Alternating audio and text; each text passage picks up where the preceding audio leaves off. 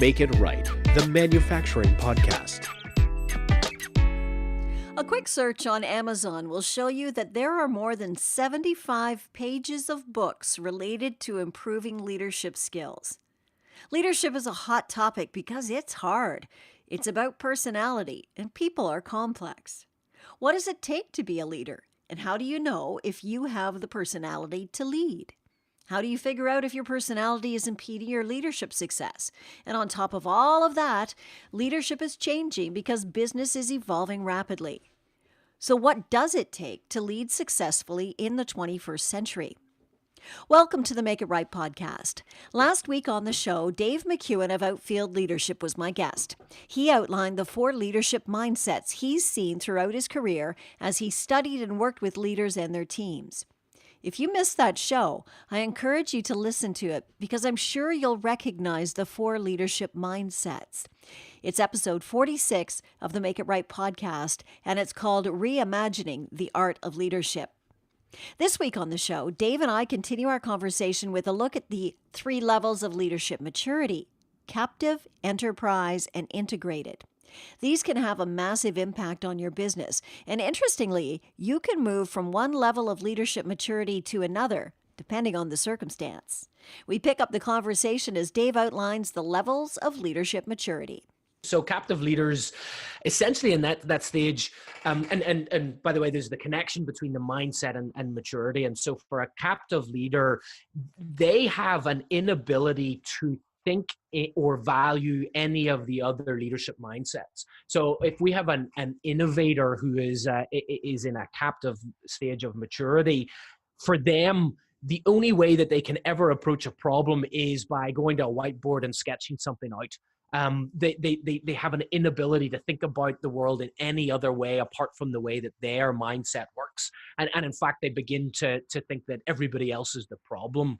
And so when we operate out of a captive stage of maturity, our leadership mindset owns us. It drives our behavior, and ultimately it can become challenging in making high quality decisions. The second aspect of leadership maturity is about where you're, who you go to bat for, and folks that operate out of the captive stage typically go to bat for themselves or their team. So they're always fighting for their own interest or their own interest of their team, and that narrows our focus and kind of puts a damper on what we can achieve. So that's the captive leader. The next stage up the maturity cycle, and by the way, going up the maturity cycle is the direction you want to go, is the enterprise leader. And at this stage, we can begin to see the need for the other leadership mindsets. So an implementer can see that they need a sustainer to ensure that we're building repeatable processes here. And they start to value them, and they'll start to make decisions only when we know that we've included some of those other leadership mindsets. The enterprise leader then also begins to elevate their focus. So they recognize that they and their team are just a cog in the bigger machine that is their organization. And so they start to think about decisions in the best interest of the enterprise rather than necessarily for their team or for themselves. And they start to find that if we operate from that place of maturity, we're making better decisions. And then the final step up the maturity cycle is the integrated leader. And at this point, we have essentially realized that we can use our leadership mindset as a tool when it's appropriate, but it doesn't define us. It's not our ego. It's a part of us, but it's not all of us. And so we use that as a tool. So if I have a leading collaborator mindset, I know that at times I can use that as a tool to rally the troops, but that's all that it is. And that the other mindsets are just tools as well. And that actually the decision isn't driven by any one of the mindsets. The decision is driven by what is in the best interest at this stage of our wider community.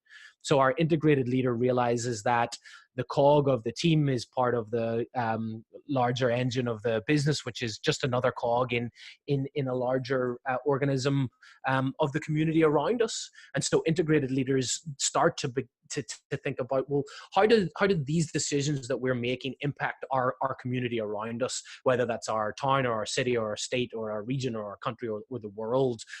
Define community however you want. And so they start to transcend both their natural style and the role that they play, and they get this sense of this interconnectedness between all of us, and their decisions are driven by that overarching sense.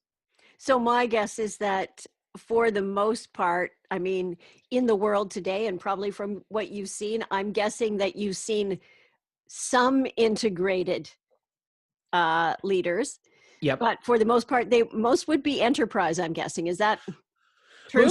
Most fall between enterprise and captive, yeah. And the thing to note is that it's not necessarily a straight line. You don't get to one level and then you stay there forever. There are times and there are events, and particularly stress, that pushes us down further towards the captive stage. And so yeah, most kind of grouped between captive and enterprise, and there are a few that are in that integrated pool. And I think you alluded to a leadership blind spot at the beginning of the call. I think that the reality is a lot of leaders think that they're enterprise or integrated leaders, but actually their people would say, nah, I've seen you operate in that captive stage of maturity more than you would like to think that you do. Yeah, so I guess then all depends on the situation, but you probably can, as you say, move through all of them at any given time, depending on what the stress level is. So Yeah, yeah. absolutely. And the goal is to be aware of that, to be mindful of that, and to always push towards the top end of the chain. Yeah. Okay. So you defined leadership purpose as that thing that compels the leader to get up and go to work. So you're a leader of a company. You have this leadership purpose. How do you get the team to buy into your purpose? Or is it what you really want is that each team member has their own purpose for coming in to work for that common goal? Yeah, I think it's a little bit of column A and a little bit of column B, as my good friend says often. That I think on one hand we're seeing that we're moving into a position where purpose is owned by everybody, and so when you set a purpose for a team or for a business, the more that you can get people to buy into the creation and the definition of that, the better, because they feel joint ownership over that. And so you can go through an exercise to make that happen, or you can, say, hey, this is my vision for the team. And my vision for myself as an individual. What are your individual purposes and visions for your own life, and how do you see that being fulfilled here in this team? And I think both ways are valid. What you're wanting to do is creating this sense that everybody that works for you on a day-to-day basis is doing it for something bigger and something greater than themselves.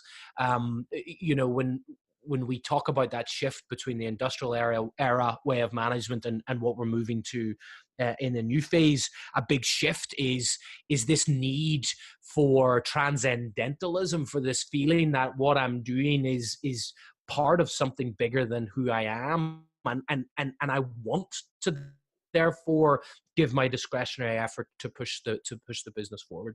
So my sense is always the more you can get people to co-collaborate on your vision and ensure that their individual visions and purpose align with yours, the better. Yeah. More and more people the paycheck is never going to be enough to get people to go to work every day. That used to be the case, but I think that's really slipping away. So if the leadership has a purpose and you have a purpose for going into work, let's talk a little bit about, and you mentioned this before, you don't want the leader to be the hero, because that can become a problem. The leadership purpose can get in the way of other people's success if that's the process. You want each individual to be going on their own little hero's journey.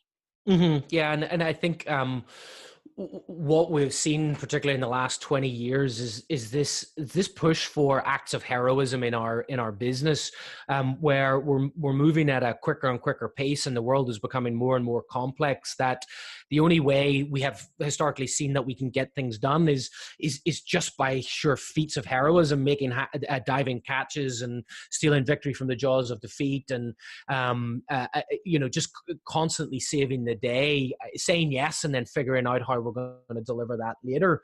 The problem with that is you can't scale a business on acts of heroism, because you can't hire thousands of superheroes. It's just not true. And when you're the leader and you're leading through acts of heroism, what you're actually doing in your people is you're creating learned helplessness. So if your people have an issue or a problem and they come to you and you say, don't worry about it, I've got it, I'll sort it, I'll put in a phone call, I know how to fix that. Well, what you've done to your team members, just said to them, okay, bring me your problems and I'll fix them for you. They won't be your problems anymore. And so they don't develop, they don't learn the skills and the behaviors they need to grow to manage that problem. And then at the same time, you create burnout in yourself and resentment and just this feeling that nobody in the team works as hard as you do. And the reason nobody in the team works as hard as you do is because you don't give them the opportunity to do that. Mm-hmm. And so I encourage and implore those in leadership positions to view themselves not as the hero in their own journey, but like you said, the guide in somebody else's journey. So that means mentoring and coaching people through difficult challenges that they have. It means delegating much more than most leaders are comfortable in doing. It means allowing their people to fail and being there to back them up whenever it happens, and taking the time to focus on the long-term development of your people rather than just the short-term to-do list that needs to get done today. When you talk to leaders about this, what do they say to you? Do they get it? Are they seeing it themselves? Is this a totally new concept for them? What do they say to you? They see it and understand it academically. They're like, yeah, I can see that whenever I play the hero or I take this over, yeah, I'm preventing my people from developing. But the problem is actually then what do they do about it? Because they've grooved the synapses, they've created their own habitual way of turning up every day. And part of that is we actually like going from crisis to crisis because it gives us a small dopamine rush of, oh, well, that feels really nice to save the day. That's great. I just averted a crisis. That's fantastic. And the next time it comes in, we pursue that dopamine rush. And so those leaders that are successful in making the transition are the ones that are really good at building new rituals and new habits to break that old way of leading and catapult them or accelerate them towards this new perspective. You're working with leaders all the time. So where are we at in the process of developing that leader for the 21st century? Not as far along as we should be. Yeah. Okay. You know, and I think, like I alluded to at the top of the call, none of it gets really written about. Everything that we hear in the media and in business print and on the news is all about, you know, funky new companies that are coming out and doing things, or new startups that are reinventing the way that we work. But the reality is, startup culture isn't the answer to bureaucracy. It's not the answer to new leadership, because they always end up with the same challenges anyway. I think we're starting to have the conversation, which is great. And you look at some of the work that Simon Sinek has done over the last 10 years. You look at the work that Brene Brown has been doing on vulnerability. We're starting to recognize it and see it. But we're fighting a gravitational pull of just the layers and layers and layers of structure and bureaucracy that are in our organizations. And again, just a collective habitual nature for how we lead. And the thing is, I don't think it'll ever be a complete transition where we'll say we're now in the new world. I think we're ever changing and we're ever evolving and we're ever morphing. And that's what leaders have to deal with, is that we are forever being pulled in different directions. Do you think maybe we need to even change the name? Maybe it's not so much leader, but something else? Yeah. Leader means that person out front that everybody's got to follow, right? Sure. Yeah, absolutely. And you know, there are movements towards self-managed teams that, you know, don't have appointed leaders, and movement towards widely distributed and decentralized decision making, and all of that stuff is great and wonderful. And yeah, we may well end up in a place where we have far fewer anointed or positional leaders, and actually it's much more focused on the emergent leader, which is just the natural stuff that happens in our teams. But even that, proponents of self-managing teams have this kind of belief that it just combusts out of nowhere, that just the good of human nature means that somehow we all just know how to kind of get along, and even that doesn't necessarily work. So I think that where we'll be in 50 years time, 100 years time from now, will look and feel so vastly different than where we are at the minute. Well, leadership is ever evolving, and I really appreciate the insights you've shared, Dave. So I hope we'll get a chance to speak again in the future. Thanks so much for taking the time. That would be great. Thank you, Janet. Really appreciate it. Okay.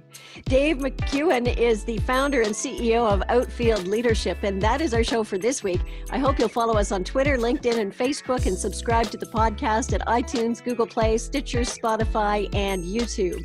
I'm Janet Eastman. Until next time, thanks very much for listening to the Make It Right podcast.